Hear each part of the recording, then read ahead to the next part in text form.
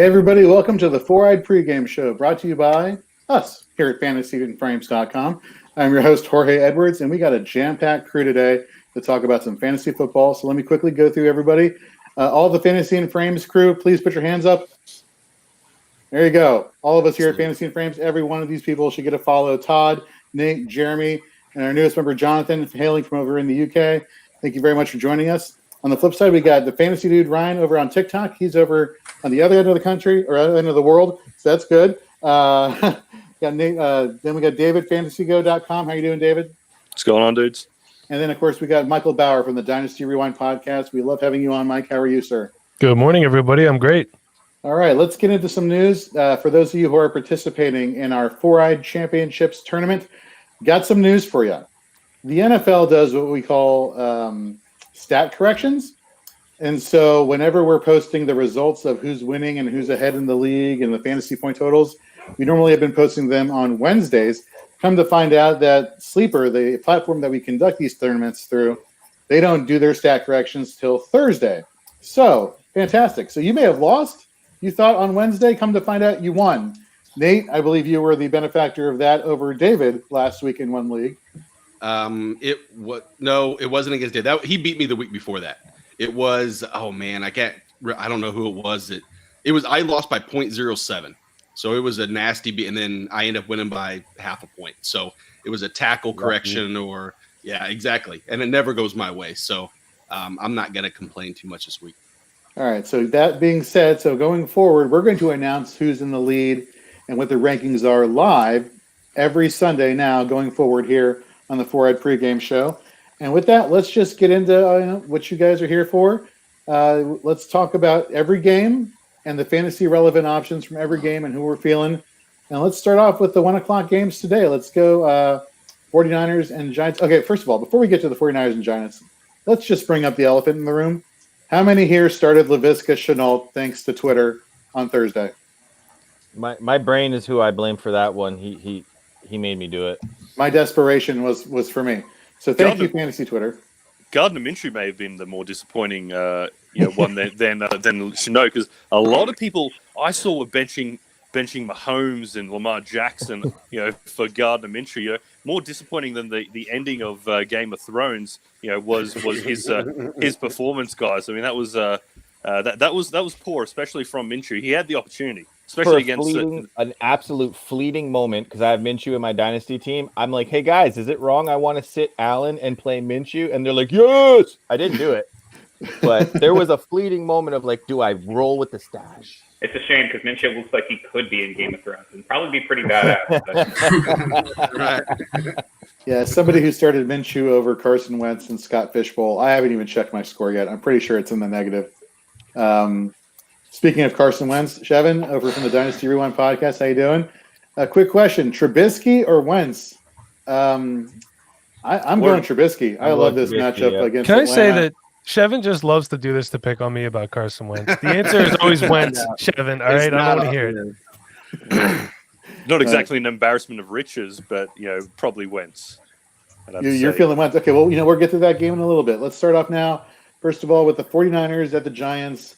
Yuck. This does not look good from both sides of the ball. Nate, you're our IDP guy here at Fantasy and Frames.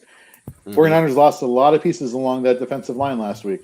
Oh, man. I mean, it's sad because, every year there's always that conversation of, I hate to have this running back because in weeks 14, 15, and 16, they got the 49ers, the Bills, and so.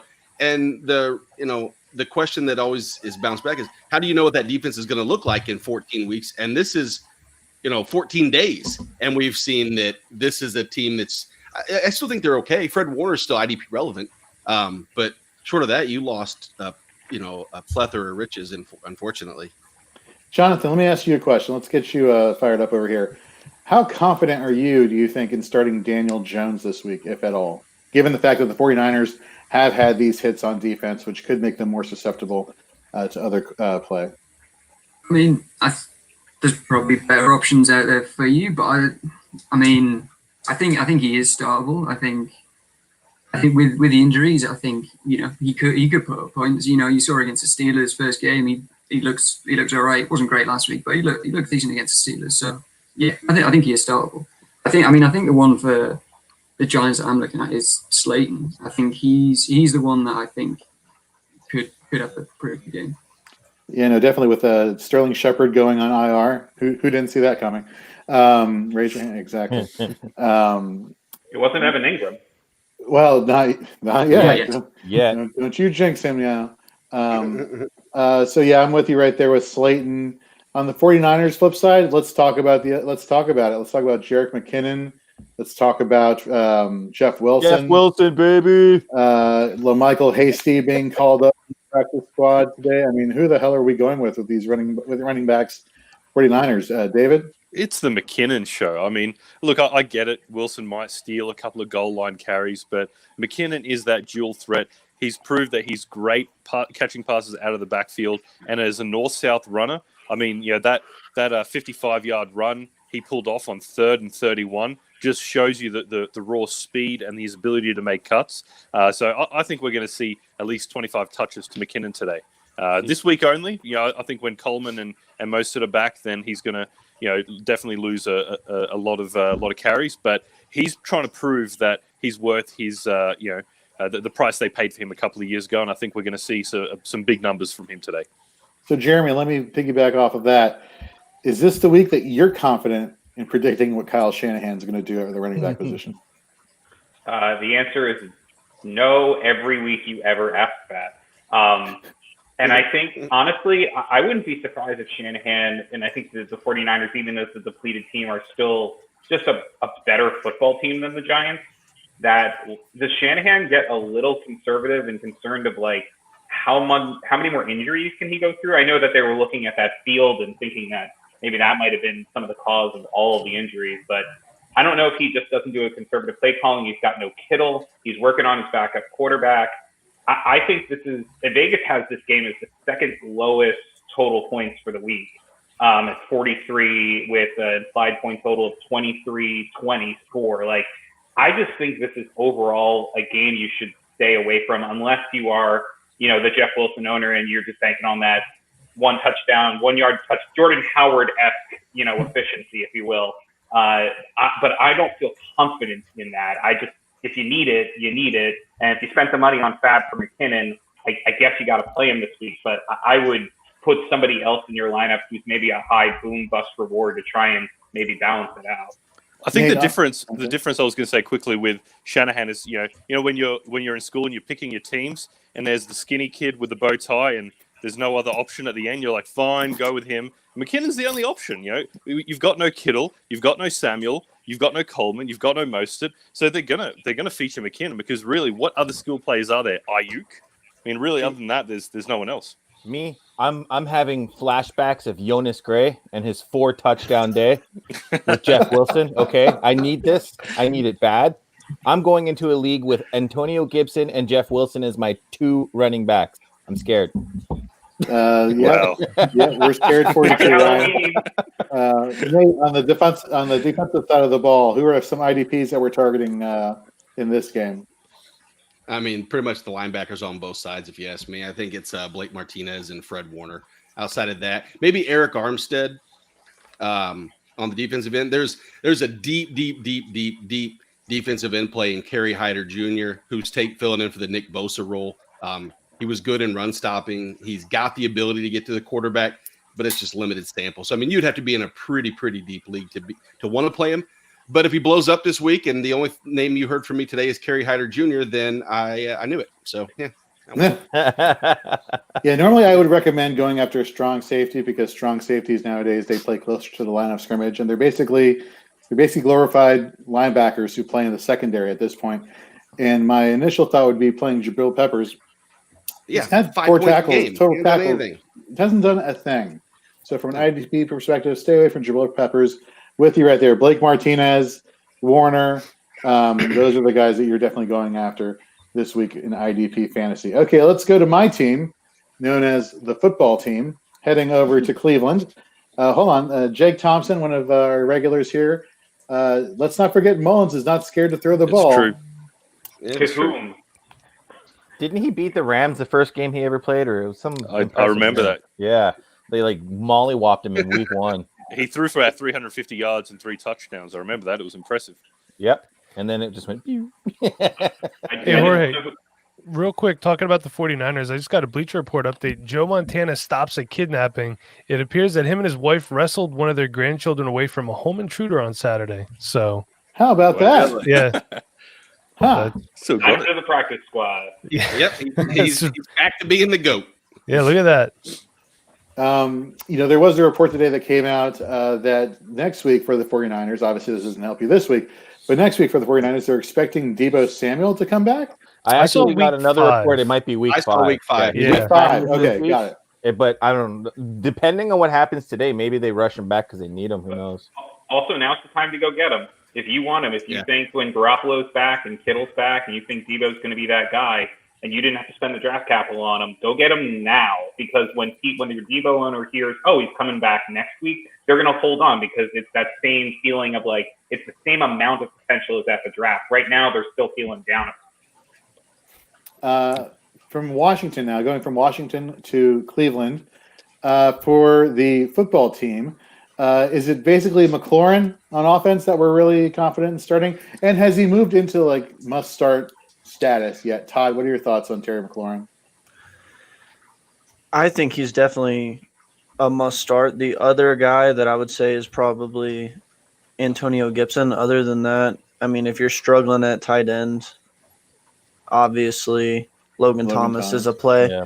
But yeah, Terry McLaurin, I mean, he's the guy there.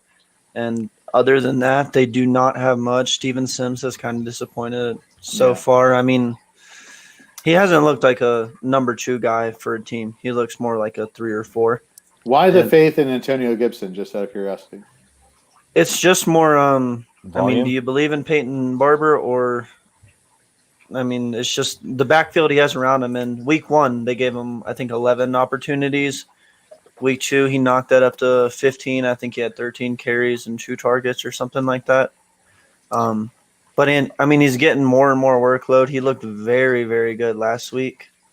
But I think Antonio Gibson. I'm benching McLaurin in all the leagues I've got him in because we saw what Denzel Ward did to AJ Green last week.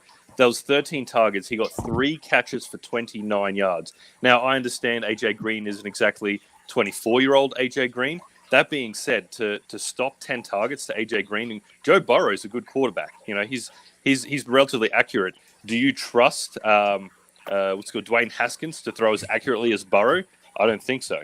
You know, McLaurin is a talent, but I think he's going to get shut down.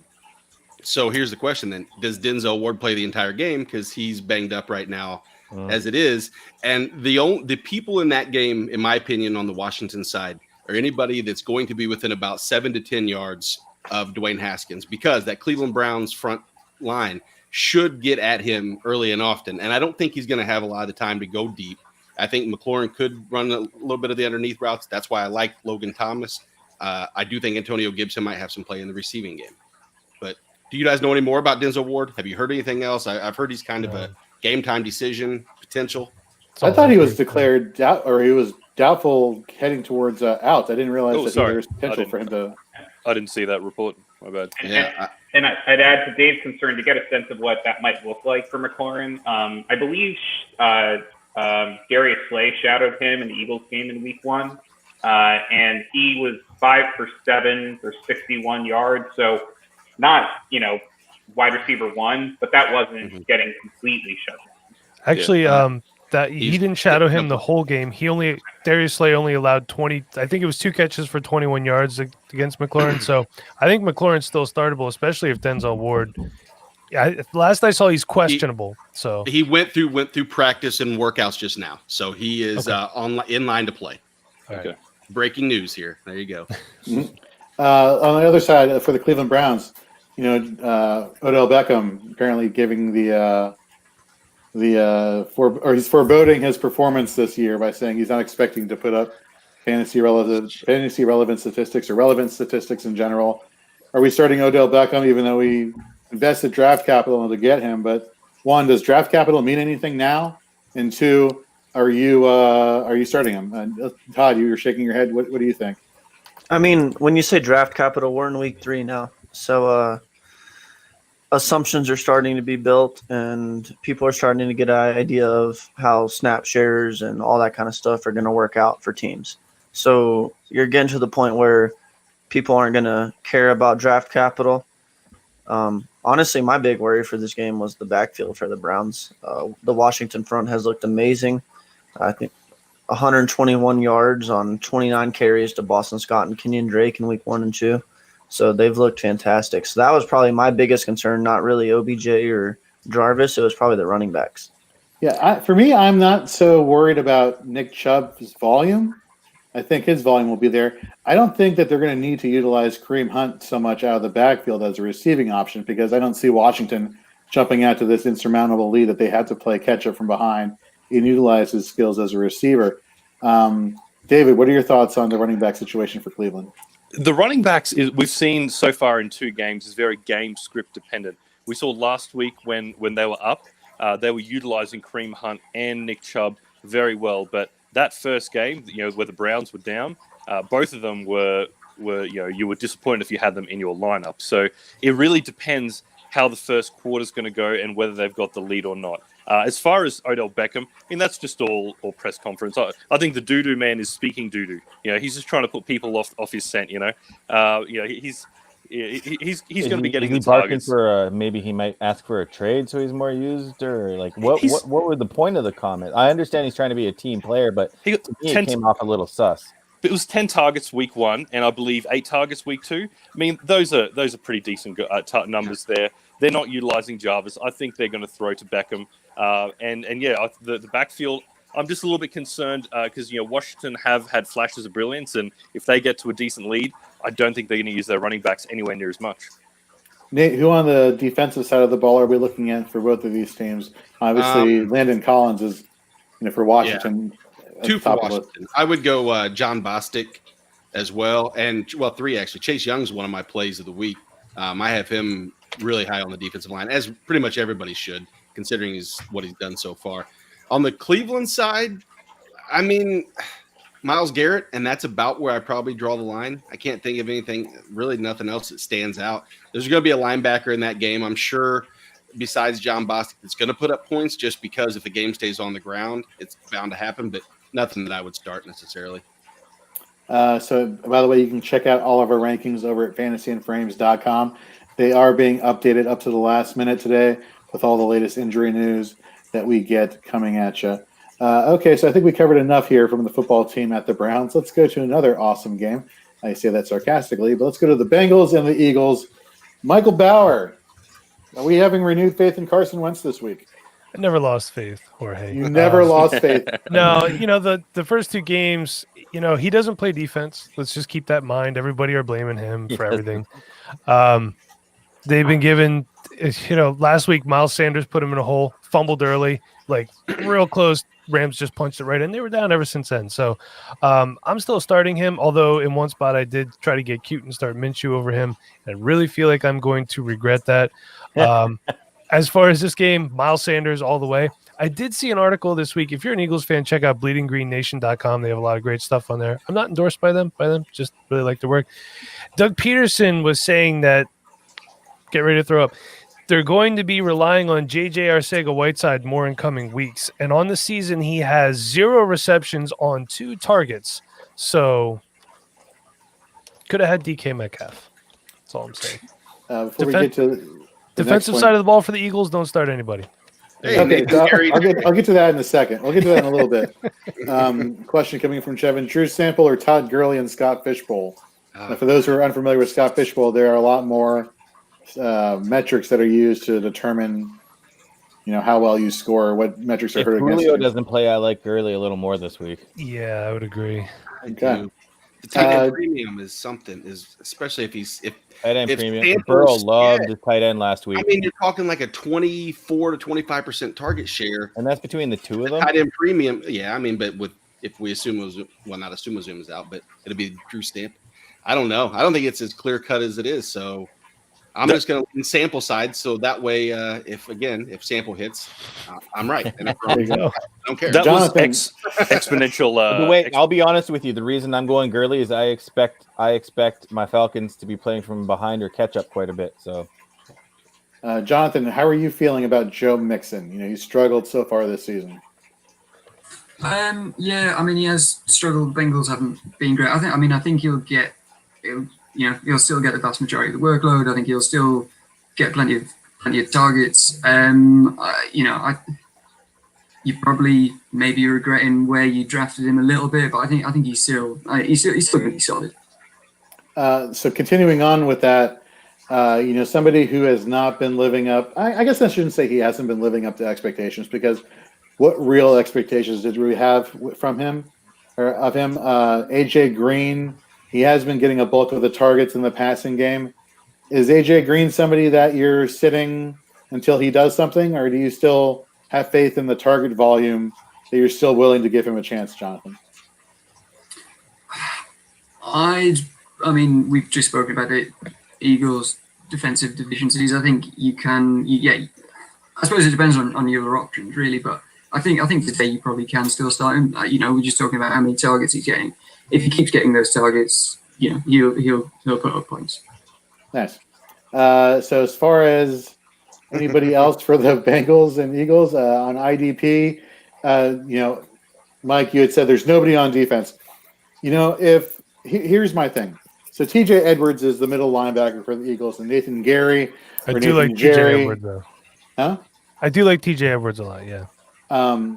So Nathan Gary, who Nate and I and you are still trying to figure out the pronunciation of said name. We're hoping to have him on our other podcast brought to you by Fantasy Data called the Fantasy Playbook.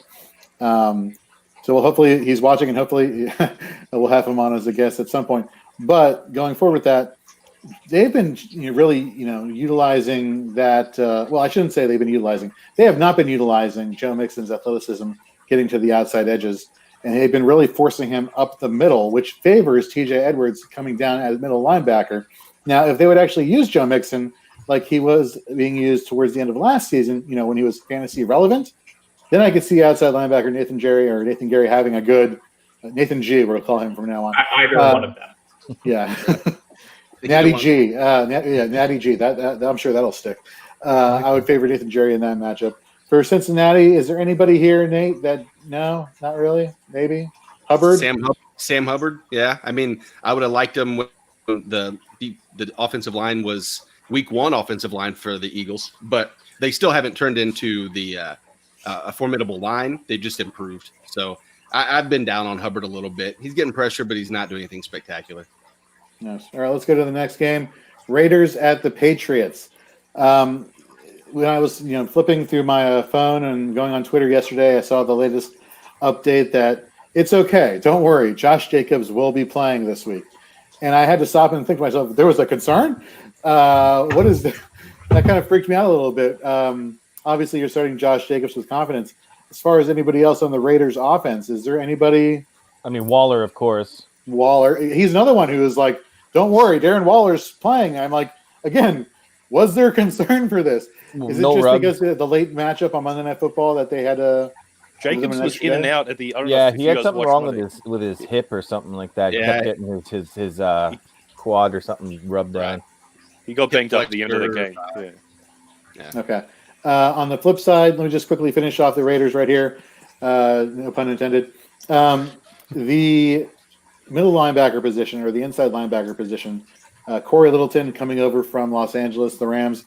He has not produced. If I was, I invested draft capital in Corey Littleton in IDP leagues, but as Todd mentioned, we're in week 3. You're not really, he's not producing. I would take him out of your lineups and find somebody else. Morrow, linebacker for the Raiders. He's actually been out producing Littleton, so I would actually insert him over Middleton this week. Now switching back to the other team, the Patriots. Cam Newton, obviously you're starting. Can we fade all running backs for the Patriots going forward? Cam Newton. Oh, you're such a homer. As I see 2 other homers with their team jerseys on right now. So got 3 right now. There you go. Rise up over there. Hashtag rise up and hashtag Chiefs Kingdom over here with Nate. Or champs, whatever. Or champs, whatever. Yeah. David, are you comfortable starting any Patriots running back this week?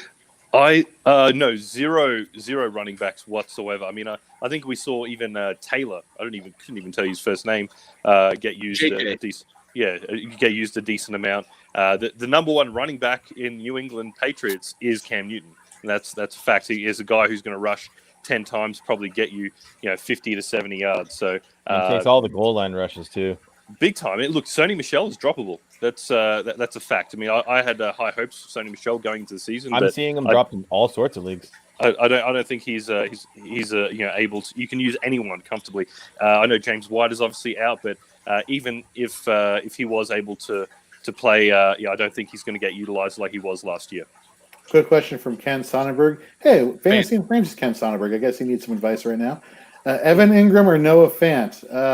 Let's go, Ryan. Who are your thoughts here? I'm going Fant just because I like him a lot more. Ingram hasn't done anything to impress me yet, and I also, being that they're playing San Francisco, I know Bosa's not there, and their defense has been beat up, but Ingram hasn't really done anything to impress me yet. Fant has definitely impressed me with his first 2 weeks. And I want to piggyback off of this just a little bit. For those people who are starting Jordan Reed this week, the Giants are actually one of the stingiest fantasy point allowers to the tight end position. So I would not be so confident in Jordan Reed getting you those 2 touchdowns like he had last week going forward. So we talked about offense for the Patriots, offense for the Raiders.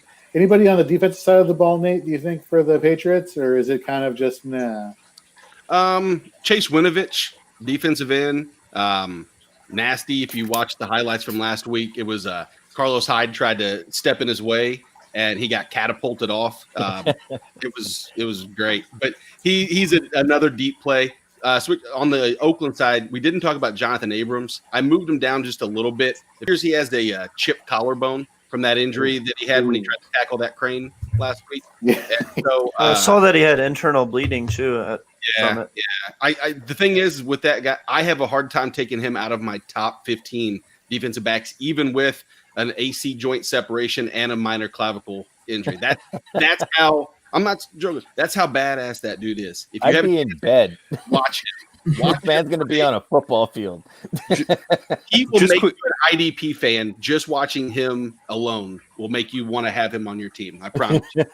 Just quickly with the Patriots, one guy I forgot to mention was N'Keal Harry, leading the Patriots in targets. Last week he had 12 targets, 8 receptions.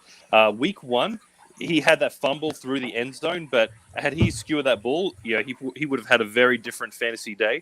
So I think he's going to get pepped with targets again. So especially in a flex spot, I like N'Keal Harry. What about Demir Bird? Because he was targeted a lot as well. And I feel like N'Keal Harry was also – I felt like a lot of N'Keal Harry is little screens and kind of short underneath kind of routes a lot too. It's true. He's working a lot more like Julian Edelman was last year. Hey, to be honest. how about Julian Edelman stretching out the field last week? That catch he had at the end of the game where that was one of the greatest catches I've seen. It was awesome. That was a thing of beauty. All right, let's shift over to the Bears and the Falcons. For the Chicago Bears, somebody asked me earlier, how do I feel, or maybe it was a Twitter question, Trubisky or whoever else. Mitchell Trubisky. Look, this guy is probably going to be playing catch up from behind, even though the Bears have a really good defense. I don't think it's going to be a catch up from behind. How redundant was that? Sorry, folks. The Falcons offense, I'm not expecting it to be a blowout here in Chicago. I think the defense for the Bears will keep this game close, but I still think they're going to have the lead for a majority of the game, which means fire up Mitch, feeling very confident in his abilities both on the ground and through the air. Allen Robinson. Nate, you a fan of Allen Robinson this week? Oh, yeah. I am. I mean, I don't see anybody in the Atlanta secondary that's going to be able to slow any of them down necessarily. But well, they just had a guy put on COVID list too this morning, didn't they? Yeah, AJ Terrell. But AJ Terrell was never a concern to stop Allen Robinson in reality. And I understand losing another player does deplete that secondary. He was never a major concern. I think the old adage, like we've said before, Jorge, is that squeaky wheel gets the grease. And I think that this might be that, suffice Allen Robinson game. I believe over in my rankings, I have him as my number 2 receiver on the week. So that's a boom or bust kind of projection. So Atlanta has allowed 4 receivers through 2 weeks to go over 90 receiving yards. So yeah, they've allowed 5 passing touchdowns to receivers so far this season. So I love They've it. also It's been in such some high, big time shootouts, and I can't see the Falcons constantly being in shootouts. So I think we got to temper our expectations, especially for Calvin Ridley too. He's been amazing through weeks 1 and 2, but not every game is going to be 37 points scored by them. So let me ask you a question. If all three of the main receivers for the Falcons start, Julio, Ridley, Gage, are we having faith in Russell Gage having another double-digit fantasy point week this week? No, Todd? only if Julio's not playing. No, I got Marvin Jones 4 for 55, Amendola 5 for 81. That's the highest they've allowed. Tate 5 for 47 last week. Slayton 3 for 33. The Bears are locking them down. Julio's out, by the way. I just got a notification. Okay, so Julio's out. So I mean, yeah, Ridley might be the guy, but Russell Gage, I'm probably shying away from. I know he's had big weeks, week 1 and 2, and he's been a great guy, but I mean, looking at what the Bears do on defense, I'm not playing him. Speaking of somebody who we had a lot of faith in going into last week, one of the guys that you wrote about during the summer, Anthony Miller, he put a big fat donut on a lot of people's rosters last week, mine included. Are we expecting a bounce back game from him this week, Todd? I think everyone for the Falcons. I mean, they have so many injuries on defense. Is Tack McKinley out as well? Oh, I don't know. I have not checked. Do not have that information. They have so many injuries on defense that I've seen in the last day or two where guys are not practicing injuries. They could exploit this defense big time this week. I mean, Mitch is a guy I would definitely start this week. I mean, I think everyone on the Bears could have a big week with this defense. Well, the question then I guess I'd have for you is, if they're up, does that take Anthony Miller out of the game? Because he was only in 11 personnel. So when if they're leading, I did see that too. He's not on the field. And last I checked, you can't score from the bench, from what I understand. You can't? No, I don't believe so. that 11 personnel, he is literally only playing when they're in 11, and that should be anyone that owns him should be super scared for that. Are the Bears going to try and keep the Falcons off the field by using Montgomery more often too, though, right? That's what I like. Montgomery, I love Montgomery this week. Mm-hmm. So, Jonathan, what are your thoughts on Montgomery versus Terry Cohen? First of all, do you have faith in Cohen? He's been targeted really not a lot. Great use of grammar right there, by the way. Targeted not a lot there in Chicago. What are your thoughts there at the running back situation? Yeah, I think, I mean, last year, well, in the last couple of years, Cohen's had value because he's had so many targets. And actually, Montgomery is starting to get some targets. He didn't really have that many last year. He's starting to see targets. So, I think, it's just been said, I think you can have faith in Montgomery for a decent game, but I wouldn't have a lot of faith in Cohen. I think he has 5 targets in 2 weeks or 3 targets in 2 weeks, and in the last 2 seasons he's had 90 plus. So yeah, Cohen's a guy you could probably drop. Nate, sorry, go ahead. No, Jeremy, what were you going to say? I was going to ask Nate and Jorge an IDP question. Keanu Neal, who has been a good IDP asset in the past, just does not appear to be doing it. Do we think this is scheme? What do we think is going on? He's actually healthy. I just think he's one of those. He's a product of just years of injuries taking its toll, and he's just not the same player as he was. I mean, multiple knee injuries. It's unfortunate to say, but every time you go under the knife, you leave a little bit of yourself behind, and I think that's just what's going on with Keanu Neal in that secondary. I think Devondre Campbell leaving that linebacking core doesn't help either. He was actually really good in coverage, to the best of my knowledge. I mean, at least what the grades say. And so that then it allows Keanu Neal to kind of play everywhere. He doesn't have to stay back and prevent the, over the top plays. Ryan, so you were mentioning Todd Gurley earlier. How confident are you him having a bounce back this week? I'll be honest. I don't think it's going to be an amazing bounce back. I think he might find a hole or two and break off a decent run. I'm not expecting like a RB1 kind of week out of Gurley. Just watching him for the first 2 weeks, I'm not really seeing the old Todd Gurley.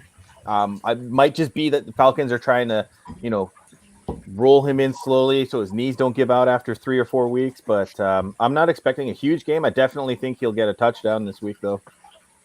All right, let's go down to our next game. Rams at Bills. Mike, Josh Allen has been riding a hot wave this season so far, but he hasn't played a team defensively like the Rams. Is this the week where he puts up a dud? I don't think so. I think Josh Allen's a guy that you can't ever take out of your lineup right now. And I don't think this is the week either where he's going to put up a dud. I mean, he's not the guy that I'm really targeting in this game. Obviously, if I have him, I'm starting him. I have him in a couple spots as well. I think there's points to be had there against the Rams. But Nate, I believe it was you 1 week that talked about Micah Kaiser. Is his name Yeah. correct? Yeah. So I picked him up in a bunch of spots. So thank you for You're welcome. telling me about him. I think he's going to have a good game too. But with Zach Moss being out, I think Devin Singletary is going to be a little bit of a workhorse. Is anyone starting TJ Yeldon anywhere? Just out of curiosity. Oh, yeah, we're having this I mean, conversation. who isn't starting TJ Yeldon everywhere? I mean, come on. I just didn't know if anyone's roster was that bad where they had to fire up TJ Yeldon. So You know, If if, you're you, starting- if your roster's that bad where you have to start TJ Yeldon, just quit for the rest of the year. Just You're definitely 0-2, that's for sure, if you're starting TJ Yeldon. yeah, I mean, there's some leagues right now where I'm scraping the bottom of the barrel already. So I almost thought about plucking them up. Just everybody's hurt. You know, you Pick up got one of Jonas those. Gray teams. instead. exactly. Nate, you must be pretty excited that Zach Moss is out and giving your guy Devin Singletary the volume that you have been preaching. That's all he needed, right? I mean, he needs Josh Allen not to run the ball in from the goal from the 5 in to be significant value. But I mean, the Rams are giving up almost 5 yards per attempt. So I mean, if he could get 20 attempts, the math serves me that would probably put him in line for close to a 100-yard game. And I think the receiving game's been there. Yes, their permagrin on my face is either going to be wiped clean when he blows up in it, or I basically just have to listen to everybody say, yeah, it's because Zach Moss is out, which is true, but I don't care. I'll take it. Jeremy, what are your thoughts on the receiving matchups in this game? You know, Robert Woods has been playing pretty well this year. Cooper Kupp hasn't played that well from a fantasy standpoint since I want to say week 9 of last He was season. too bad last week. If he had a touchdown. Well, sure, but one out of 9 is kind of the concern. New season. Especially when Kupp was kind of your bizarre end zone wide receiver. I mean, he just sort of gobbled up those targets in the end zone, and the Rams have been scoring. It's not been a lack of scoring that's the issue. So I'd be a little concerned if I were a Kupp owner. I don't know if I particularly love this game. It's tough. I mean, I asked the guys here, where do we think Tre'Davious White goes in this game? I think he goes with Robert Woods. I actually think this is going to be a Cooper Kupp bounce back game, if anything else. That would be my inclination, Jorge. If you as a fantasy owner feel like Tre'Davious White, who is just like a legit shutdown corner, is going to travel with Woods, then fire up Kupp because they've been passing the ball well. I mean, the Bills secondary is tough, but Vegas has this game as a decent over/under, so they think points are going to be scored.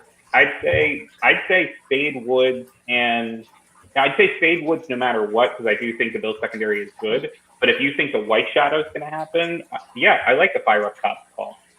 Now, In deep leagues, I was just going to say, in deep leagues, the rookie Jefferson, is that his name? Van Jefferson. Van Jefferson. He's been looking pretty good. I understand he's a number 3 receiver. I think he's already got a touchdown or 2 so far this year. I mean, if you're desperate in deeper leagues, I think he's not a bad play. So the question I have then, Jonathan, I'll ask you. If you had Tyler Higbee, are you extremely excited or just way, way excited? Because in the last 2 weeks now, Chris Herndon and Mike Gesicki have totaled 19 targets, I believe, against that Bills defense. Yeah, it's an interesting one. Like coming into this offseason, I wasn't really on the Tyler Higbee train, and I'm gonna have to eat my words on that one. Yeah, I mean he looks legit. He looks, the production that he had at the end of last year is just kind of continued. I think he's a must start now. Higbee or Henry this week? Henry. Absolutely Henry. See, I say Higbee for the reasons Jonathan, it's a legit question now, right? Like is Higbee in that conversation of reliable tight ends every week? Is Everett back? I don't believe so, David. I'd fear with the Chargers Panthers game that they're just. I mean, you've seen the Panthers that that people can just run straight through them. So I'd fear that they'll kind of get up to a lead and just kind of have Joshua Kelly and Eckler just kind of running through them. So yeah, I'd probably lean towards Higbee. On the flip side of the ball now, let's talk about the wide receivers for the Bills. I'm not so confident in Stephon Diggs, despite he's leading the team in targets this week. I'm concerned that Jalen Ramsey is going to be following him all over the field, which means John Brown, I think, is in line for another big game this week. I mean, he's been averaging 16 fantasy points per game. Excuse me, 16.1 fantasy points per game and half PPR scoring.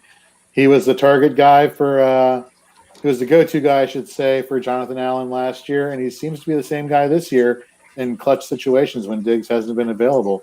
Anybody else feeling that, or maybe thinking the opposite? I got the opposite on that one.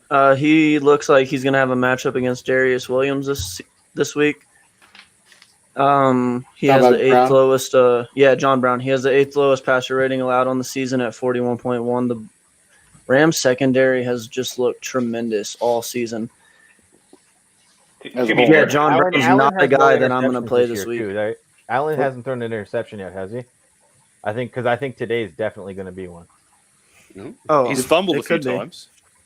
I know there's definitely been a few fumbles, and he's definitely missed some wide open touchdowns. To John Brown. Yeah. That was week one, and but that's notwithstanding. But no, I think today he's definitely going to throw an interception or two.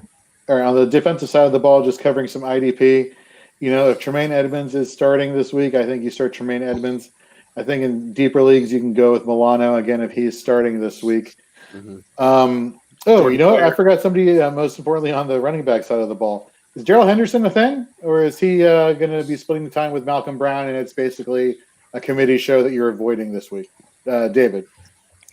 That's one that I'm as excited about that as the Patriots running backs. You just don't know who it's going to be, especially with Cam Akers out. If you start Brown, it's going to be Henderson who scores. You start Henderson, Brown will score. Who knows? It's if you've got better options there, I'd rather start a Singletary than I would one of the Rams backfield. Going back over to defense, Micah Kaiser, as we had mentioned earlier, has been playing lights out. He's taken over for Corey Littleton in Los Angeles this year, and it's just been playing crazy. I think using Fantasy Pro scoring, he had over 25 fantasy points last week. The tackle volume's there. You just can't really do much better than that. John Johnson, the third, he came back to form last week at strong safety. As far as free safety goes for the Rams, Jordan Fuller, he's been really playing really well. We thought Taylor Rapp was going to be a thing from an IDP perspective coming into this season because he had such a strong end of the season last year. But he's been out snapped, 71 snaps to 17 snaps this year by Fuller. I kind of feel like this is Fuller's, part of, I think him and Johnson are going to do that safety tandem that are good for IDP owners. And on the flip side, Jordan Poyer, this guy is always in the top 10, if not the top 12 at the strong safety position. So definitely go with him there. All right, let's go to this next game, which I think should be a massacre for one of these teams. Texans and Steelers. Look, you're firing up your Steelers players, right? You're firing up Big Ben, Juju, Deontay Johnson, who's leading the team in targets. I believe Deontay Johnson is second in the league, or tied for second in the league in targets. Jonathan, you just recently wrote an article on Deontay Johnson over at fantasyandframes.com that you can read. Tell us a little bit more about him. Yeah, you just said it. I think he's tied third amongst all players. So you've got DeAndre Hopkins, and then Darren Waller, and then it's him with 23 targets. I think I saw that him and Calvin Ridley are the only people, the only receivers to have 10 plus targets in the first two games. Wow. His production it's been fine. Last week he did really well, but I think going forward, if he keeps seeing those targets, I think he's quite possibly the wide receiver one there. Yeah, well, it's great when you're hearing practice reports from out of Pittsburgh that Ben Roethlisberger made it a point to want to improve his chemistry with Deontay Johnson, as if it needed room for improvement. But the fact of the matter is, the fact that he thinks it does, I think can only mean good things for Deontay Johnson managers going forward. James Conner, he had the bounce back game last week. There was a concern of him splitting carries with Benny Snell,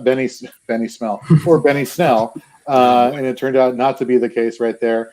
So are we confident with James Conner going forward, David? He's always an in-game injury risk, and I hate to say that, but he's effective when he's on the field. It's if you give him 15 plus touches, you're probably getting 100 yards and probably a touchdown. But it's just the risk of him always leaving is the concern. So I don't trust Jalen Samuel. I don't trust Benny Stinks. There's no other running backs that I want there other than James Conner. if he's on the field. Mike, how confident are you in starting Deshaun Watson this week against this Steelers defense? Nope, not having any of it. No, I That was just some want to know. in-depth analysis right there. I want to know why the Houston Texans hate Deshaun Watson so much. They gave that guy so much money, and they're like, you know what, Deshaun, we love you. We're going to pay you this. So go win us a Super Bowl. And you're not going to have DeAndre Hopkins, the By greatest the wide way, receiver. we can't afford any other toys. Yeah, so you're just going to have to throw it to everybody else's broken down castaways. I am not starting Deshaun Watson. Now, there might be a situation where he is your best option. You got to roll with it. But pour one out for the people that picked Deshaun Watson and Scott Fishbowl and like their dynasty owner leagues, man. That's going to be rough. Jeremy? Here's a dirty one that you want to think about. Deshaun Watson or Mitchell Trubisky, because I know someone who had to make that choice this week. I'm probably starting Mitch. Yeah, Right? me That's too. what- I like who he's the going with. weapons Yeah. that Mitch has better than what Deshaun has. I mean, we all thought that somebody was going to be a thing for Deshaun Watson, and so far, I mean, I thought Randall Cobb was going to be like a solid wide receiver 3 for Me too, redraft, yeah. and so far, just absolutely nothing. But that line is not doing anybody any favors either. Well, I will say this: David Johnson looks not like David Johnson of old, but at least serviceable. Yeah. The one thing I'll say is I think this is going to be a good buy low opportunity. Look, I expect this to be a massacre from the Steelers side again, and I think you can buy David Johnson, Brandon Cooks for peanuts next week. Their schedule really frees up after this. They had a rough start. Chiefs, Ravens, and now the Steelers. It doesn't get much worse than that. So I think those guys are really going to start to shine week 4, and you can get them for probably peanuts after this. That's Jeremy. Were you going to say something a little bit earlier? A lot of what David said. I was actually curious from Mike's perspective. If you're a dynasty owner, is now a time to try and get somebody like Deshaun Watson after this week? I mean, like you said, sort of the infrastructure is not really built well around him, but he's just so talented. Would you go for him? Absolutely. I always like in playing dynasty fantasy football, like playing the stock market, buy low, sell high. So now's the time to buy Deshaun Watson, get him on your roster, and one of two things happens. He does really well, and he's your quarterback of the future, depending on obviously team makeup, or you sell him and fill in other places of need for your roster. On the flip side, let's go to the defensive side of the ball. IDP for the Texans. Nate, you'd agree it's Cunningham, and that's about it from terms of tackle volume, do you think? Yeah, I mean, maybe Justin Reed? Right, safety, right. Zach Cunningham's it, especially if it's a James Conner game where they just control the ball. And on Pittsburgh, take anybody you want. I think it's TJ Watt's huge game. Bud Dupree's, I think, in line for a really good game. We've talked about Minkah Fitzpatrick a lot, and it seems like we keep waiting for him to blow up, and he never does. And like I've said, he's a splash play kind of guy that any given week, it wouldn't shock me if he has a couple tackles for a loss, an interception, a forced fumble, and he gives you that 25-point production that makes you think he's back. And he just plays good football. Good football doesn't always translate to IDP football. That's a very good point. A note on breaking news for those that are Mixon owners: Fletcher Cox is active today in the game against the Eagles. So, how was thank you breaking very much. Eagles news, Mike? Come on. I figured he was going to go. I wasn't too worried about it. He was okay on Friday, so Friday's usually the big day for him anyway, it seems. There's one linebacker for Pittsburgh that I'm kind of disappointed in, but I'm not shocked, is Devin Bush. I thought he would have a higher tackle floor this season, but there are only so many tackles to go around and so many plays to go around. I'm kind of surprised he's doing as well as he is so far. All right, this next matchup, I'm going to love this. I'm going to give Nate the first question. God, here we go. Titans at Vikings. Which quarterback do you feel comfortable starting more in this matchup? What a loaded question. I mean, come on. You know it's Tannehill, and Yeah. on the record, Nate loves Ryan Tannehill. On the record, yes, live.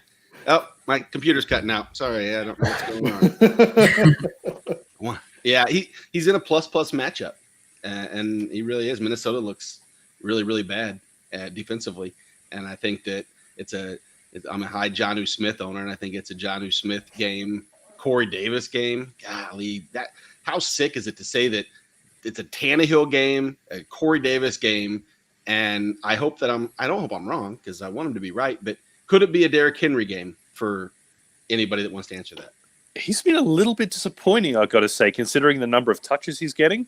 He hasn't been as effective as he was last year. End of last year, he was breaking tackles left, right, and center.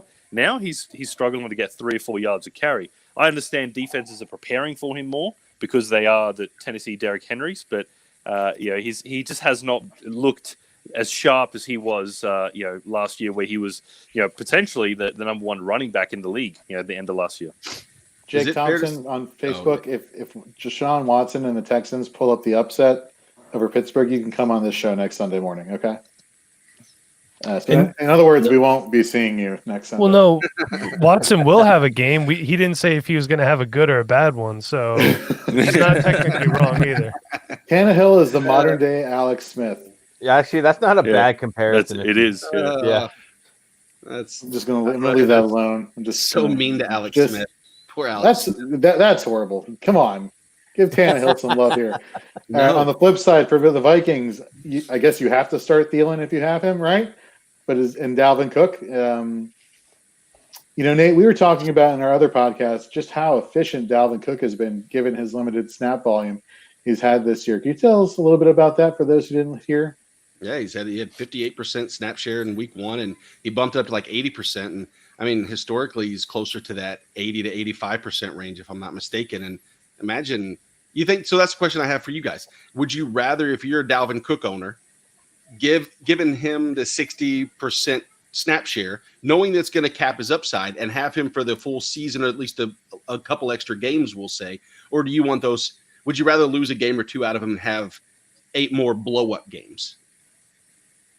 What games am I losing, though? I don't know. 15, that's 16. Exactly. No, that's a very good point. Right? Yeah. That's the thing. If I'm missing the games like 8, 9, then I'm okay in week 8, 9. But 15, 16, when I need my stud to pull through because I'm playing against a team that most likely has another stud or a couple studs on their team in the final, like I need that, right? So that's a really Mike good question. Boone won't be there to save you, nor will Alexander Madison. I will say on the Thielen question, I've said Vegas a couple times here. Like, Vegas gets it wrong, but more often than not, they get it right. They have the over/under on this game, and only 2.5. They have a line at 2.5 in favor of the Texans or the Titans on the road, and they have the over/under at almost 50. Yeah. I mean, they're thinking a lot of points get scored. How do you not start Thielen? Yeah, you start Cousins. Ugh. If I could start Tannehill, I wouldn't start Cousins. If I could start Joe Burrow, I wouldn't. If I could go get Trubisky off the waiver wire, I'd probably get him too, right? Like, Jared Goff is on the waiver wire on a lot. These are options I'd rather have over. But this is, and then I'm here talking trash about Cousins, how I'd start these guys over him, and then at the end of this game, we're gonna get a "How'd you like that?" or "Do you like that?" from Cousins, because this is the type of game where he does come back, and people have been choking on him for the last 2 weeks. And he's going to come back, and with that, he does it. Is this the one that he does it on, though? That's the thing, right? All right. That's a good point. Switching over to IDP real quick. Eric Hendricks, Harrison Smith. That's pretty much it for the Vikings. Wouldn't you say, Nate? Yeah. And then going to the Titans, Harold Landry has actually been playing pretty darn well. We were both saying in the offseason, Jayon Brown at linebacker, we were hoping he would take that next step, and for whatever reason, that's not been the case. Kevin Byard and defensive back. He's been playing very, very well. Is there anybody else? Are we fading Jadeveon Clowney again this week? Or yeah, I think so. Kenny Vaccaro. That was Vaccaro. Todd, your old. He was with the Saints for a few years and was never really IDP relevant, but he's looked really, really good. I'm impressed with him. I'd pick him up if you're hurting for defensive backs and you want to grab somebody. You got another hour still. You can pick up Vaccaro. And he should deliver some points, especially if he's playing up in the box a little bit more like normal. Nice. All right, let's go to the next game, and we'll kind of run through these relatively quickly because we know you all have to get back to your pregame rituals and setting your lineups. So let's go through this. Panthers, Chargers. For the Panthers, I'm starting DJ Moore. I'm kind of concerned about DJ Moore, but I'm still going to start DJ Moore. Is that it? Like, did we all spend money on Fab with Mike Davis this week, and we're not going to start him? Anderson's a good wide receiver too this week. I mean, he's going to get some volume.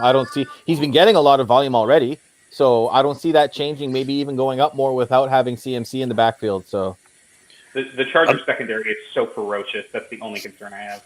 It is. People need to pump the brakes on Mike Davis. That was a lot of garbage time where he was getting a lot of those catches.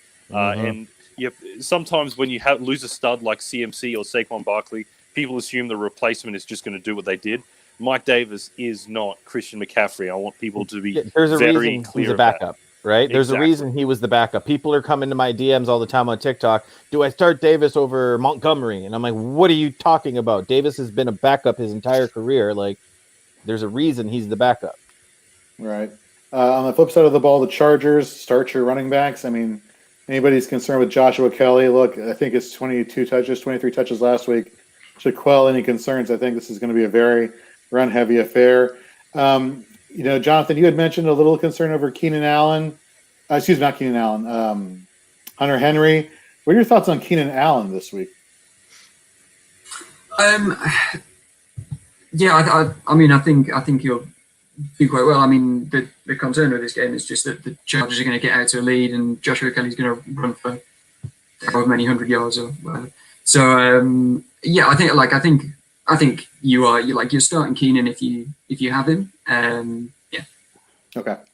With Herbert under center, I mean, Keenan Allen really showed flashes of brilliance like he did with Rivers. I mean, I think having him there it improves the whole offense, including Josh Kelly, including Austin Eckler, pretty crazy what happened, with that injection. Obviously, Anthony Lynn was impressed, and the team doctor looked over and said, "I got you, fam."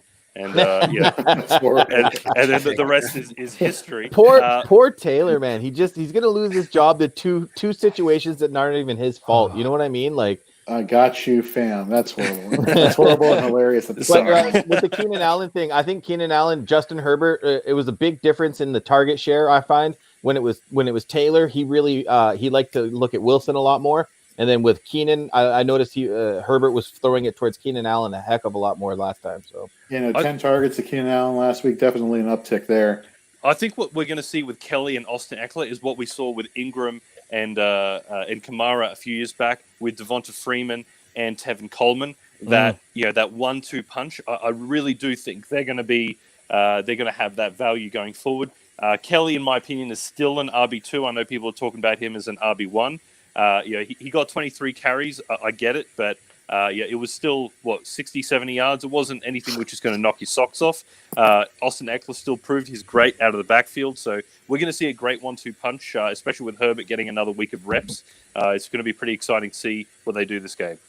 Nice. To add to that, just real quick, over the first 2 weeks, the Panthers have given up 55 carries for 255 yards and 6 touchdowns to running backs. Wow. So, and we see that Joshua Kelly, even as a rookie, I was high on him. If you listen to the Dynasty Rewind, you know that. I think he could be the hammer. He's like the new Melvin Gordon. He can catch the ball, too. The Panthers haven't given up much receiving, 19 catches, 127 yards, no touchdowns to running backs. But I think that changes today. And I think both running backs are startable for the Chargers. Nate, now you and I, from an IDP perspective, we've been kind of down on Shaq Thompson. We were expecting him to fill in that Luke Kuechly void and be that hashtag tackle machine that Kuechly had been over the course of his career, but he's just not been showing up, and a lot of people have been dropping him to waivers. With this run-heavy script going on here, what are we thinking as far as Thompson's output today? I think this might be the get right week. I hope so. But then again, I mean, I don't know. I am so down on him. I don't want my previous 2 weeks bias to play into it. I have to trust in the process that he's going to be involved in that. I like Jeremy. Sorry, I like Jeremy Chin. That's twice in a row now. I've called him. That is. Golly. Jeremy Chin, big fan. Been playing. It's crazy. If you're on the sleeper platform in IDP, you can actually insert him into your linebacker spot. That's how many. That just tells you how close to the line of scrimmage he's been playing. Well, remember this season, week that one, they categorize him as with a linebacker and a defensive back. He started week one at strong side linebacker, I believe. At the extra position, so maybe that's the reason why. Oklahoma Doug, we're in the same, same zone right now, buddy. Oklahoma Doug, definitely a good follow on Twitter for your IDP content as well. Okay, for the Chargers, anybody IDP relevant here, Nate? Are we Murray? Is he somebody that we're? Yeah, I mean, no CMC, no a opportunities up the middle. Mike Davis probably a reception back. I guess anybody that's there for any 3-down linebackers is always relevant to play. I'm not as excited for Murray as I was, say, last week, but I mean, if you have to start, you got to start with somebody. So I hate to say that's such a generic answer, but I don't. It's true. But let's go down to the defensive line. Obviously, you want to start Joey Bosa, but with Melvin Ingram going on IR, does that lower, Bosa's upside, seeing as how offenses will be keying on him more so than trying to stop both him and Ingram? I mean, the easy answer is yes, because there's going to be more attention on him. But does anybody here think that he couldn't get past all 7 of us? What is there, 8 of us? I think we would. He's a freak. He's so much fun to watch. Yep. All right, let's go to our next one. Jets at Colts. Man, I don't feel comfortable starting any Jet on either side of the ball except for Marcus May. I got one. Mike, who you got? If you're desperate, roll out LaMichael Pirine today. Oh, we're talking desperation here. Frank Gore is old and decrepit, as my father-in-law would say. Kalen Balaj is there, but he's terrible. This could be LaMichael Pirine coming out game because why not? I'm desperate in one of my pools. If I was to choose between Pirine, Freeman, or Wilson, those 3 are just like. I'm not gonna play Devonta. You're talking about Devonta Freeman. Devonta Freeman, yeah, sorry. Yeah, I'm not gonna play him yet, just because first time active. He hasn't had any practice really or any offseason. I know none of these other guys have, but his has been even less. I would say Wilson's not a bad play. I actually like Jeff Wilson this week. He has a tendency to hawk a lot of goal line carries, but Pirine's going to be kind of a boomer bust guy. So if he's what's his role when Bell comes back? I don't know. Does Bell come back? Because Gaze doesn't want him. Does Gaze get fired after this week? Bell might get traded. Maybe he gets traded on his IR stint. Yeah. Oh God, can't look at. Go ahead, Jorge. Oh, yeah. So Ken Sonnenberg here at Fantasy Frames is the ultimate Giants homer. If he was with us today, he'd be joining the rest of the Jersey crew wearing his Giants jersey. He's the ultimate Devontae Freeman homer because he would have been eating crow for 15 weeks or 17 weeks or however long it was if he didn't get signed by someone. So, Michael, you have a fan here. I just want to point him out to you real quick. The great Frank Gore. That's Doug. I love you, Doug. Thank you for stopping by, man. You're awesome. I just want to note that Bill O'Brien must be paying Adam Gase to still be an NFL head coach because he's the only reason that we don't talk about Bill O'Brien. What do we think about Chris Herndon this week? If you're hurting at tight end, yeah, I think there's better options too. I think there's better options on the waiver wire. Bless you, David. Cheers. Let's go to defense on the Colts side of the ball. Look, anybody see DeForest Buckner just wreck the Vikings last week, and now he gets the Colts this week? I'm not normally excited about a defensive tackle. I want to see DeForest Buckner, and I just almost blew up my camera right there. Fantastic. Anybody else? Darius Leonard, obviously linebacker, outside linebacker for the Colts. Nate, anybody defensive back ringing a bell for you? No, you have me thinking about DeForest Buckner still just crushing that interior line. I would love to switch around, and if Oklahoma Dougie is still listening, the question I would have is from the New York Jets linebacking core. The Indianapolis Colts run like 85% of their runs to the left side. I have to know if one of those linebackers on the outside could just absolutely eat this week and have double-digit tackles. That's the question that I don't know the answer to, that I would just pose for someone else. Is look at a situation like that and try to take advantage of that. I don't know who it would be, but that's a question for everybody else listening. If you know, maybe you could strike gold this week in a really, really poor matchup, or you'd have to be deep at linebacker. Right. All right, let's go to our next matchup. This should be, I think this is slated as being the quote-unquote game of the week. Got the Cowboys at the Seahawks. Man, my Michael Gallup shares are not looking too good, and I've been preaching Gallup since March, and stupid CeeDee Lamb is getting in the way here. CeeDee's a beast. Love that He's guy. on the field 96% of the snaps, though, Jorge. Hold faith, man. So Mike over here on Facebook has a loaded question. Let's see what he has here. I lost Julio Jones for today. I took your advice and replaced Gallup with CeeDee Lamb. Should I put Gallup back in to replace Jones, or should I go with my other backup, Darius Slayton? Let's get Todd's thoughts here, the wide receiver guru here at Fantasy and Frames. Hi, Mike. Honestly, I think this is a week where both guys are solid options, even Amari Cooper. I mean, this could be a week where you could actually stack them if it's not even a DFS lineup. Seattle's allowed a league high 731 receiving yards to wide receivers on the year. None of these three guys have scored touchdowns yet, and I'm thinking this is a week where we're going to see Dallas wide receivers in the end zone. Nice. I think we're seeing a changing of the guards. I hate to say, Jorge. I mean, I was with you on the Gallup train, but I think this is the week that we see D get a TD. He's doing well, man. 2 weeks, and he's the clear cut number 2. It's been fun having you on, David, but you're gone. Oh, your reception is coming in a little bit. I was a big Gallup believer as well. I didn't think CD was going to come in and make such a presence. So, what are our thoughts on Schultz? As somebody who has Gallup and Schultz in his lineup, I'm hoping that they both do really well. Because I found that Schultz probably took a lot of those Gallup targets too. Well, let me put it like this. I mean, they incorporated Schultz into that offense last week because it was a shootout. I don't know whether or not Seattle blew their load on having a shootout on offense last week against the Patriots. If they didn't, and this turns into another shootout, Russ is cooking right now, man. He's looking amazing. He is. Seattle's only allowed 5 catches for 57 yards to tight ends on the year, and I want to say Schultz's targets and catches last week really were game script. Nice. So Ryan, you have a fan? Oh, apparently I have a fan. Oh, it's my boy Joey. I slapped Joey around in one of our pools last week, so I think he's just showing me some love. Nice, very nice.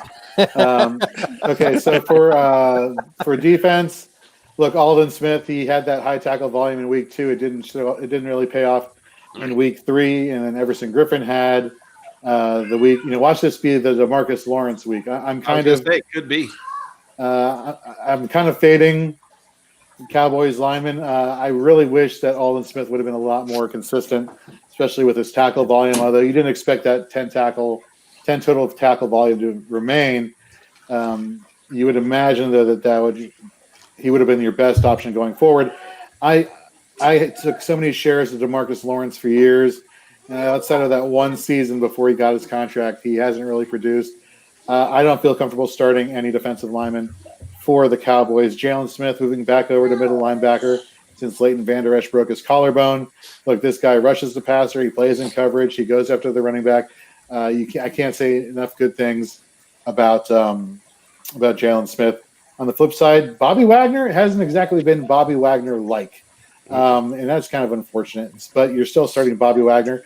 I'll tell you who has been a monster, and for those who are new to IDP and may have seen this person on your waiver wire, if you don't have Jamal Adams on your team, if you passed on the opportunity to have Jamal Adams on your team, I mean, tackles at the line of scrimmage, interceptions, tackles and coverage. This guy is a hashtag tackle machine. And normally I reserve that hashtag for middle linebackers, but this guy has been playing lights out. Nate, did I miss anybody on defense? Not really. No. I actually missed somebody on wide receivers of the Seahawks. DK or Lockett? Jeremy. All of them. Both? Yeah, I think this is you basically start every offensive player you've got in this game. If you got, I like Todd's point, you could stack CD and Gallup in this game. It's unlikely you'd have the stack of Lockett and DK, but I would say pretty much start them as I think they're both wide receiver 2s this week. I mean, this game is just going to be nuts. Chris Carson out of the slot has been very impressive, I've got to say. I didn't think they were going to use him as much, catching passes, but he's done a great job. That wheel route he ran last week against the Patriots, I mean, that was smooth. He's so talented. He has 3 touchdowns on 9 receptions from the receiving game, so you like that. Very impressive. All right, let's go to now Buccaneers at Broncos. I don't feel comfortable starting Tom Brady. I don't feel comfortable. I feel more comfortable starting Leonard Fournette over Ronald Jones, Mike Evans, Chris Godwin. I think he's cleared to play. I never heard that he cleared the concussion protocol, but I've seen no injury designation next to his name all week, so I'm assuming that he's good to go this week. The Broncos are hurting. I do see this being a Fournette game, to be honest with you, leading with them being up in the fourth quarter. I still think Tom Brady can get his skill players the ball, and for them to have a fantasy relevant game, I'm not on the Brady bandwagon. Actually, for him having a good fantasy game, though. On the flip side, for the Broncos, man, I mean, it's kind of hard. Melvin Gordon, based on volume, I was surprised Melvin Gordon had the production he did against the Steelers last week. Yeah, me too. David, any thoughts? Is anybody else on the Broncos besides Melvin Gordon? Look, Jerry Jeudy, I don't mind now. He's the number one as a flex play. He's been getting the targets. I think he's probably going to get a touchdown this week, and they're going to want to see what they got in their number one overall pick. So he might be a sneaky play. Other than that, there's really no one I'm big time wanting. Noel Fant is obviously usually good for a touchdown in the end zone, but it's going to be tricky against that Tampa Bay D. Switching over to the Tampa Bay D, actually. Well, they got Driscoll as the quarterback too, right? Like I was going to ask on this one. This is burning me. This has just burned me up this week. Jorge, Nate, help me out here. I picked up JPP in a bunch of leagues because I don't know what production he's been doing, but he's got it, and he's going up against Jeff Driscoll this week. Do I fly with JPP over someone like Cameron Jordan? See, I don't like Cameron Jordan this week. Yeah, no, do I. Just based off of the pure because Green Bay. Good. My lineup, thanks. You're welcome. Now watch that just means blow up. But, yeah, exactly. Green Bay's given up nothing to opposing defensive linemen as far as pressure on Rodgers. I don't know if losing Devontae Adams has some kind of trickle down effect to coverage sacks or anything to that extent. But no, I still would. JP Peelers look really good. So, of course, Devin White, Levante David, really good plays. Carlton Davis, who's been playing pretty well at the cornerback position. So if you have to start a cornerback as opposed to a general defensive back position, I would start Carlton Davis this week, especially going up against Jerry Jeudy at the number one wide receiver position. Mm-hmm. All right, let's get to Sunday Night Football. Packers, Jonathan, if Devontae Adams does not play, is it just the Aaron Jones show? I think he'll have a ridiculous game if Adams is officially out. Is he, or is he doubtful? No, he's not. He hasn't been declared out yet. I think he's doubtful, though, correct? Yeah, right. They're listing him as like an actual game time decision. Yeah. Well, even if he does suit up, he's going to be a decoy, right? Hey, if you're waiting on Devontae Adams news right now and MVS is still on your waiver wire, you go pick him up right now. Drop somebody like a useless running back that you're holding on to, and you have that ready, because otherwise you're making that decision before kickoff right now. MVS is number 12 in air yards on the season. Wow. That's actually very impressive. Didn't know that. On the flip side, are we trusting Traquan Smith at the wide receiver position? Obviously, you're starting Alvin Kamara, for those who didn't know or didn't get the memo that he's really good at football. I trust him more than Sanders. Yeah, that was disappointing last week with the Raiders game. You thought Emmanuel Sanders, given his veteran presence, would be really incorporated well into that game, and that just wasn't the case. I thought it was interesting how Traquan was used. I mean, I remember last year we all talked about him. It's almost that like Ted Ginn type role or Kenny Stills type role where he's just going to kind of blow it over the top. And he was running a lot of intermediate routes and short. Yeah, they were getting him in the middle of the field a lot. Yeah, so I don't know. Especially with Drew Brees with his low depth of targets this last week, and I know that's a Michael Thomas factor too. I don't know. I mean, Traquan could be an okay flex. I saw the alert that Michael Thomas might even try and play next week. Like, come on. Yeah, we'll see about that. We'll see. Yeah. On the defensive side of the ball for the Saints, you're starting Demario Davis. This guy has been a stalwart ever since his contract year. After that one great season with the Jets, coming over to New Orleans, he's been playing lights out. The Jets play a lot of that nickel coverage, which means they have 5 defensive backs and 2 linebackers, and they have their defensive line.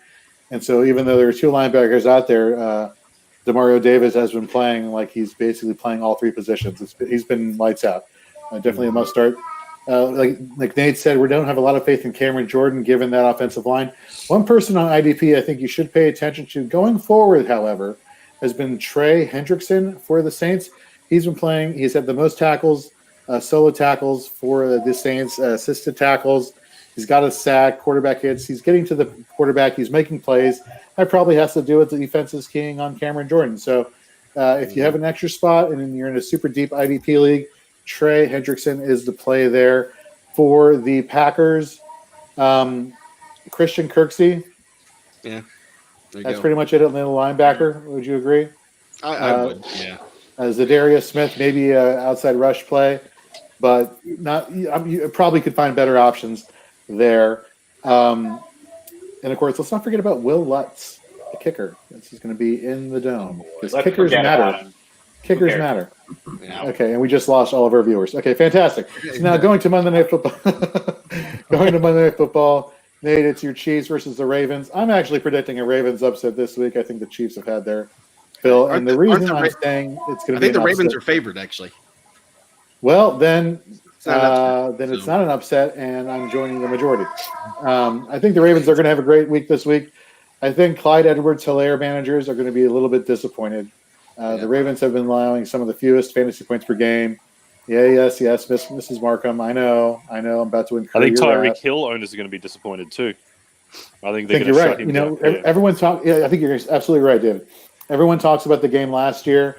That was before they got Marcus Peters, and then ever since then, that secondary for Baltimore has been really lights out. Marcus Peters has been playing really well. From a football perspective, I definitely see Baltimore sneaking the win out of this matchup. From a fantasy perspective, look, you're starting Mahomes. Mhm. You're probably starting Edwards-Helaire and not liking it. Are you starting Mark Ingram? Oh, now you got to the thing. Is it J.K. Dobbins? Is it Mark Ingram? I think last week the narrative going into that game was it was going to be a more tightly contested game.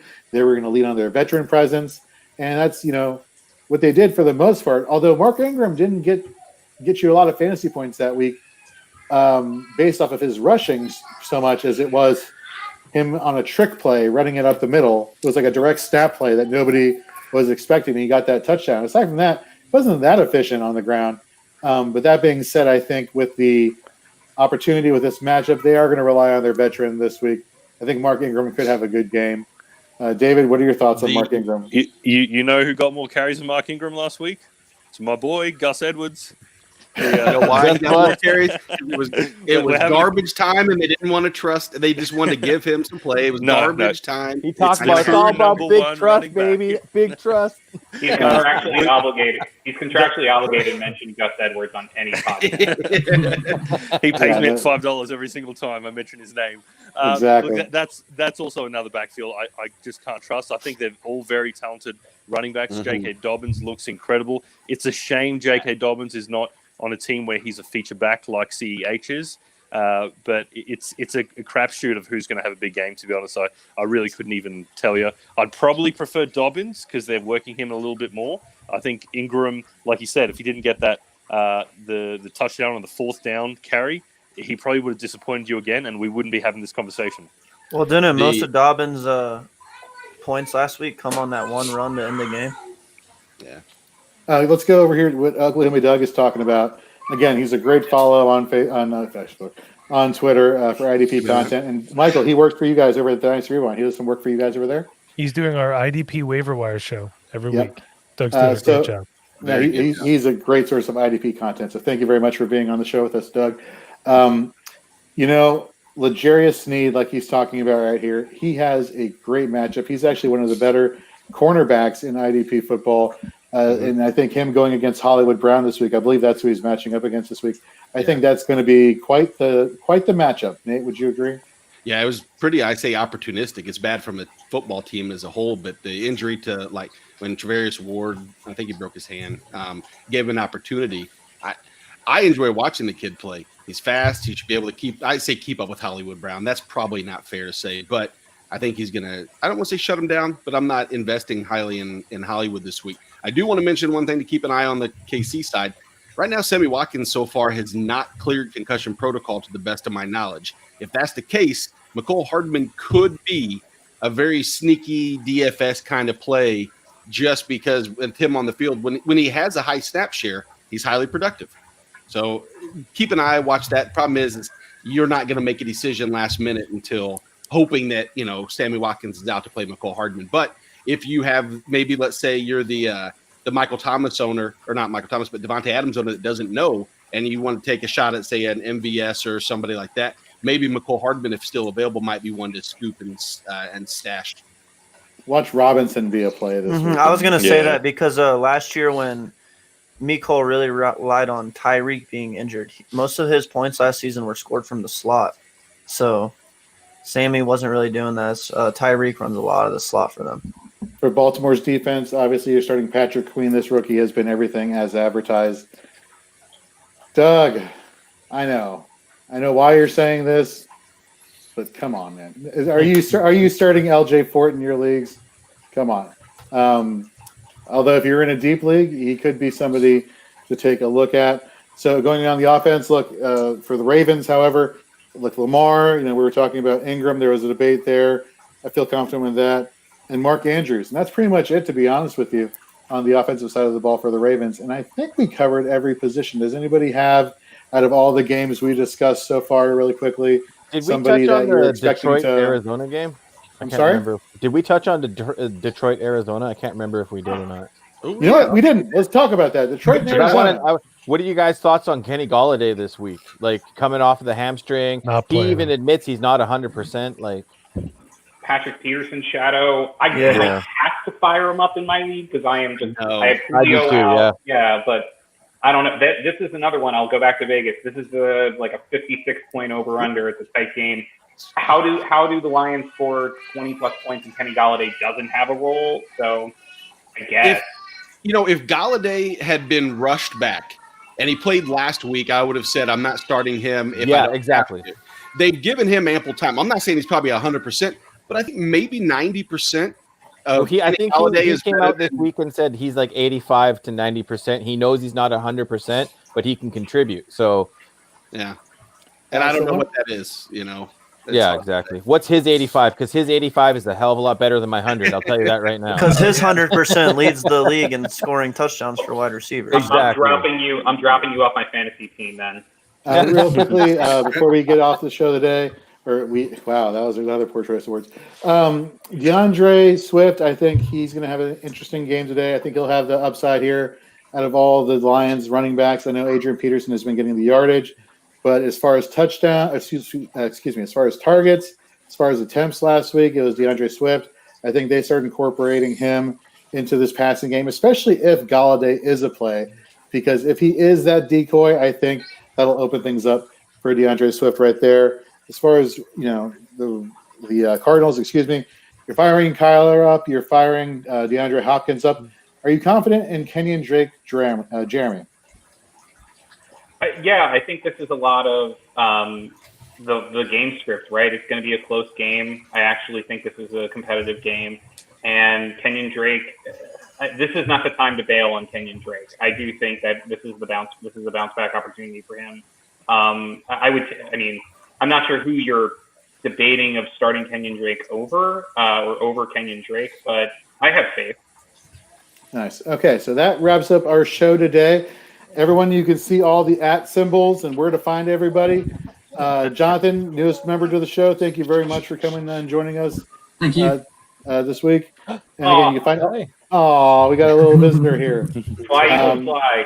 Say hi. So it's time for a nap. There, he has the cute factor on his screen. That's right. All right, so it's almost 12:30. Set your lineups. Go get your beers. Go get your food. Get ready for some football. Enjoy it while we have it, folks. And of course, if you have any questions, you can find all of us at our Twitter handles and at Fantasy and Frames. We look forward to talking to you later on tonight in the mini recap show. Then check out all of our live streams and all of our article content that'll be popping up over at fantasyandframes.com. So for everybody here today, I'm Jorge Edwards, and we'll catch you next week, folks.